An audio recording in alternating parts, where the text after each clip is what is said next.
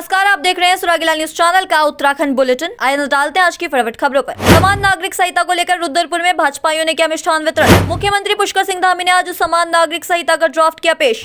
One कर्मी की तहरीर के आधार पर 6 लोगों के विरुद्ध विभिन्न धाराओं में हुआ मुकदमा दर्ज। परिवहन विभाग ने डाइट लोहाघाट में चलाया यातायात जागरूकता अभियान। ई रिक्शा चालक अचानक बेहोश होकर सड़क पर गिरकर हुआ घायल। बाजपुर के अलग अलग हादसों में 2 घायल। कांग्रेस ने गुरिल्लाओं के आंदोलन को दिया समर्थन। गुरिल्लाओं के साथ बैठे धरने पर। नाराज होकर घर से निकली महिला को द्वाराघाट पुलिस ने हल्द्वानी से सकुशल किया बरामद। वनाग्नि से निपटने के लिए कॉर्बेट पार्क प्रशासन की तैयारी। कर्मचारियों को दी जा रही ट्रेनिंग। हल्द्वानी में यूसीसी को लेकर अलर्ट। अब खबरें विस्तार से। समान नागरिक संहिता विधेयक मंगलवार को विधानसभा सदन में पेश किए जाने पर भाजपाइयों ने भाजपा प्रदेश मंत्री विकास शर्मा के कार्यालय पर एकत्र होकर भाजपा के झंडे लहराए और मिष्ठान वितरण कर खुशी का इजहार किया। इस अवसर पर भाजपा प्रदेश मंत्री विकास शर्मा ने कहा कि उत्तराखंड यूसीसी को लागू करने वाला पहला प्रदेश बनने जा रहा है। ये उत्तराखंड के लिए ऐतिहासिक उपलब्धि है। ये कानून आगे चलकर प्रदेश के विकास और खुशहाली के लिए मील का पत्थर साबित होगा। रुद्रपुर से संवाददाता दुर्गेश तिवारी की रिपोर्ट। आज बहुत ही ऐतिहासिक दिन है उत्तराखंड के लिए और पूरे देश के लिए। आज जो बहुत लंबी मांग कॉमन सिविल कोड की थी, यूसीसी बिल की थी, आज समान नागरिक संहिता कानून उत्तराखंड के सदन में पास हो गया है और देवभूमि उसका स्वागत करती है। सभी लोगों में उत्साह है कि एक समान कानून, जब हम एक समान सब लोग हैं तो सबके लिए एक कानून यहाँ बनेगा, जिससे यहाँ आपसी सद्भाव बढ़ेगा, प्रेम बढ़ेगा। और जो उत्तराखंड देवभूमि है, देवों के नाम से जानी जाती है, तो कहीं ना कहीं इसका जो स्वरूप है वो भी एक बन के निकल कर आएगा।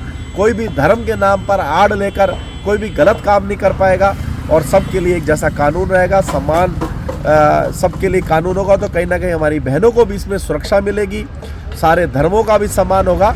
और मैं धामी जी को बहुत बहुत बधाई देता हूं, उन्होंने इस कानून को पास किया है कि मुझे पूर्ण विश्वास है कि नरेंद्र मोदी की सरकार जल्दी इस कानून को पूरे देश में लागू करेगी। आज सभी कार्यकर्ताओं ने यहाँ मिठाई बांटी है, आतिशबाजी की है, लड्डू बांटे हैं, सब ने खुशियाँ मनाई है। मैं पुनः धामी जी को इस कॉमन सिविल कोड पास करने के लिए बहुत बहुत बधाई देता हूं। धन्यवाद। मुख्यमंत्री पुष्कर सिंह धामी ने आज समान नागरिक संहिता का ड्राफ्ट पेश किया है। ड्राफ्ट को पेश करने के बाद विपक्ष के विधायकों ने इसे पढ़ने के लिए समय मांगा था, जिस पर उन्हें 2 बजे तक का समय भी दिया गया था, जिसके बाद इस ड्राफ्ट पर व्यापक चर्चा हुई। देहरादून से संवाददाता सुनील राज की रिपोर्ट।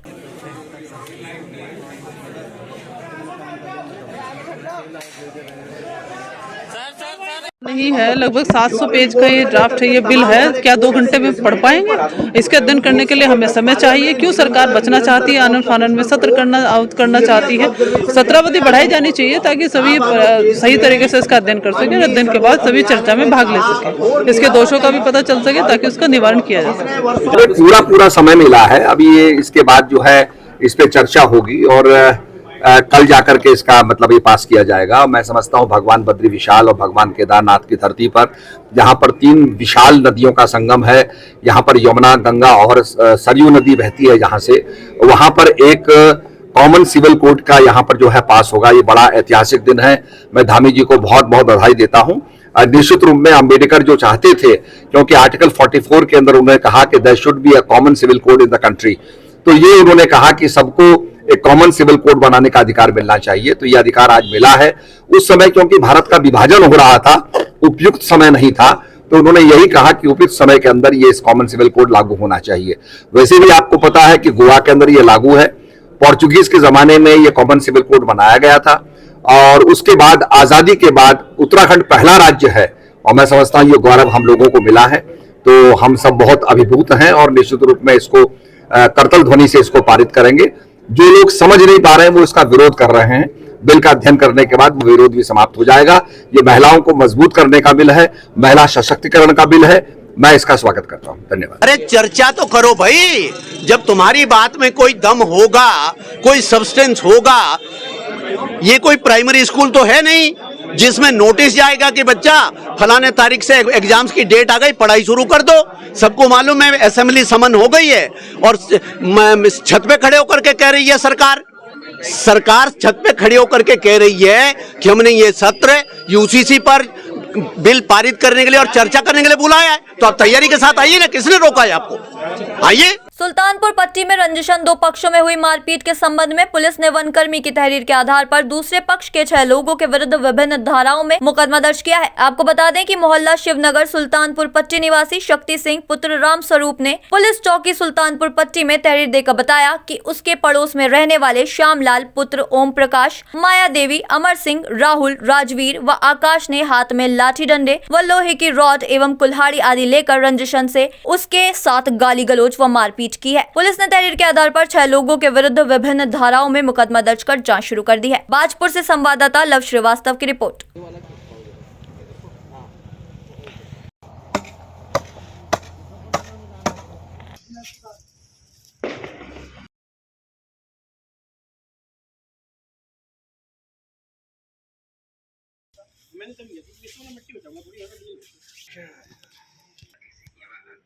परिवहन विभाग चंपावत के द्वारा चलाए जा रहे सड़क सुरक्षा जागरूकता कार्यक्रम के तहत सोमवार को जिला एवं प्रशिक्षण संस्थान डाइट लोहाघाट में यातायात जागरूकता कार्यक्रम का आयोजन किया गया, जिसमें ARTO चंपावत सुरेंद्र कुमार के द्वारा कार्यक्रम में मौजूद समस्त डाइट प्रवक्ताओं, LT अध्यापकों व DLED के छात्र छात्राओं को यातायात के नियमों के प्रति जागरूक किया गया। वहीं कार्यक्रम में मौजूद समस्त लोगों ने यातायात के नियमों का पालन करने व दुर्घटना में घायल लोगों की मदद करने का संकल्प भी लिया। लोहाघाट से संवाददाता लक्ष्मण बिष्ट की रिपोर्ट।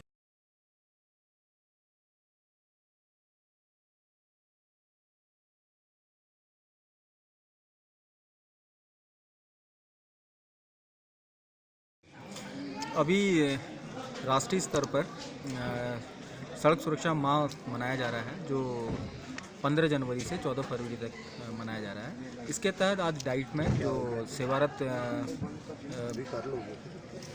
शिक्षक हैं उनके साथ एक जो है इंटरेक्टिव सेशन हम लोगों ने रखा था कि रोड सेफ्टी पे कि कैसे हम जो है इस दुर्घटनाओं को कम से कम करें और कैसे अपने बच्चों को, अपने स्कूल के सारे बच्चों को इन सब चीज़ों से अवेयर करें, उनके पाठ्यक्रम में उसको सम्मिलित करें। इन सब पे एक परिचर्चा हम लोगों ने यहाँ पर रखी थी। चाहे तो एक साथ होनी चाहिए, सब लोग एक साथ बैठना ही नहीं चाहते।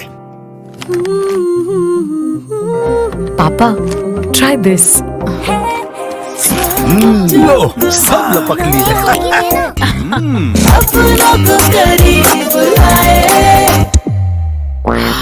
ये क्या हाल कर दिया है रूम का? बस कल से चाय? कल से चाय मेरे रूम में।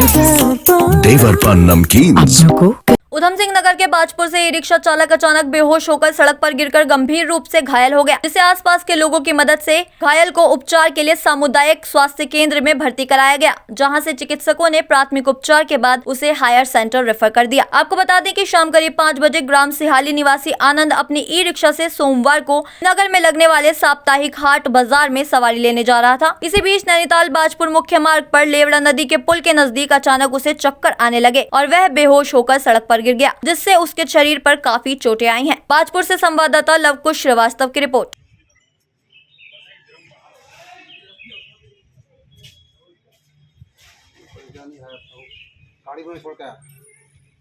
बाजपुर में देर रात्रि अलग अलग सड़क हादसों में 2 युवक गंभीर रूप से घायल हो गए, जिन्हें राहगीरों द्वारा उपचार के लिए बाजपुर के जिला उपसाले में भर्ती कराया गया, जहां से चिकित्सकों ने दोनों का प्राथमिक उपचार के बाद हायर सेंटर रेफर कर दिया। दोनों ही घटनाओं में घायल बाइक पर सवार थे, जिसमें एक हादसा कुत्ते के टकराने की वजह से हुआ तो वहीं दूसरा मवेशी के टकराने की वजह से। घटना के चलते दुर्घटना क्षेत्र में काफी देर तक अफरा तफरी का माहौल बना रहा। बाजपुर से संवाददाता लवकुश श्रीवास्तव की रिपोर्ट।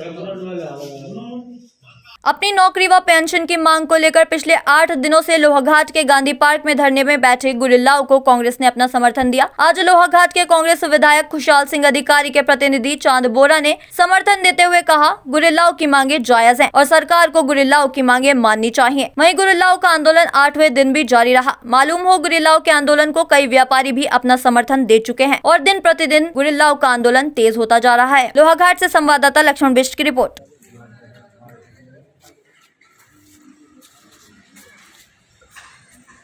तो उसकी बात है कि आज हमारा उत्तराखंड बनने के बाद भी हमारे गुरिल्लाओं की कहीं पर से कहीं तक कोई ऐसी जो मांगे हैं इनकी, उन मांगों पर जो है कि खरा नहीं उतर पा रही है सरकार।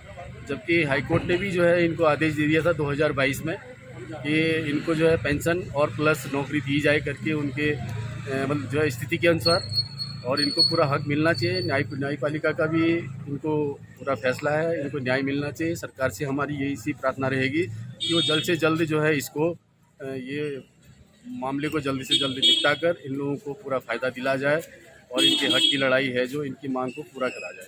वरिष्ठ पुलिस अधीक्षक अल्मोड़ा देवेंद्र पिंचा द्वारा जनपद के समस्त थाना प्रभारियों को अपने अपने थाने में दर्ज गुमशुदगी के मामलों में गुमशुदाओं को शीघ्र बरामद करने के निर्देश दिए गए थे, जिसके अंतर्गत थाना दौराहाट निवासी एक व्यक्ति द्वारा अपनी पत्नी के नाराज होकर घर से बिना बताए कहीं चले जाने के संबंध में गुमशुदगी दर्ज कराई गई थी, जिसके बाद पुलिस टीम द्वारा अथक प्रयासों से गुमशुदा महिला को हल्द्वानी से सकुशल बरामद किया गया। परिजनों ने दौराहाट पुलिस टीम द्वारा की गई त्वरित कार्रवाई की सराहना करते हुए आभार व्यक्त किया। संवाददाता हेमंत मेहरा की रिपोर्ट। चाहे तो एक साथ होनी चाहिए, सब लोग एक साथ बैठना ही नहीं चाहते।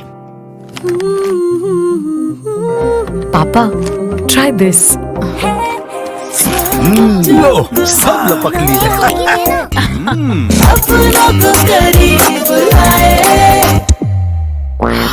ये क्या हाल कर दिया है रूम का? बस कल से चाय मेरे रूम में। देवर पान नमकीन।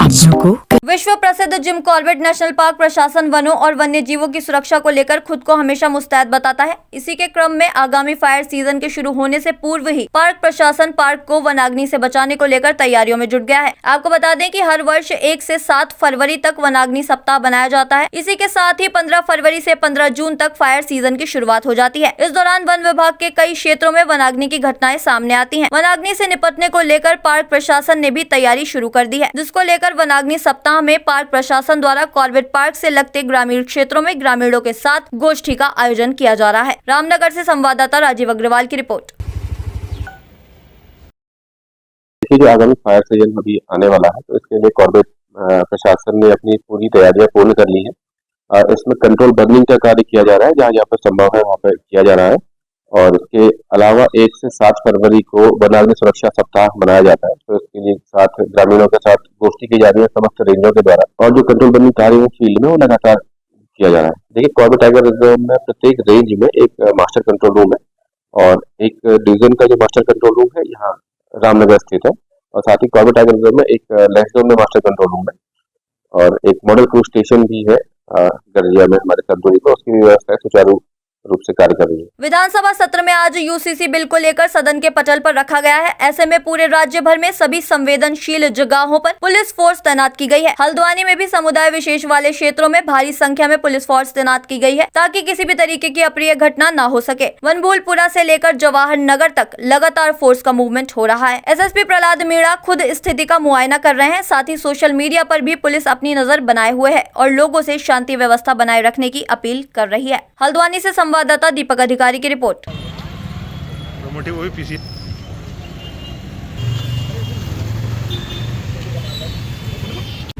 देखिए, विधानसभा सत्र के मद्देनज़र हमेशा सुरक्षा व्यवस्था बढ़ाई जाती है, तो उसी क्रम में हमने हल्द्वानी शहर में और नैनीताल जिले के सभी कस्बों में एक ड्यूटी प्लान तैयार किया था। उसी के क्रम में आज हमने फोर्स डिप्लॉय किया है और हमारे पुलिस फोर्स तैनात है। वैसे सब कुछ सामान्य चल रहा है, लेकिन अगर कोई किसी तरीके की घटना होती है तो उसको डील करने के लिए सारी फोर्स तैनात है। सोशल मीडिया की भी निगरानी की जा रही है और बाकी चीज़ों का भी इंटेलिजेंस कलेक्शन किया जा रहा है। बाकी सब कुछ सामान्यपूर्ण है और हम उम्मीद करते हैं कि सबको शांतिपूर्ण तरीके से, क्योंकि जिस तरीके के इनपुट हैं उसके हिसाब से सब कुछ सामान्य है। लेकिन चूँकि पुलिस का काम विधानसभा सत्र के दौरान हर जगह व्यवस्था को ठीक रखना है, तो हम उसी के क्रम में ये सारी चीज़ों की तैयारी कर रहे हैं। आज के लिए बस इतना ही। ऐसी अन्य खबरों के लिए जुड़े रहें सुरागीलाल न्यूज़ चैनल के साथ। धन्यवाद।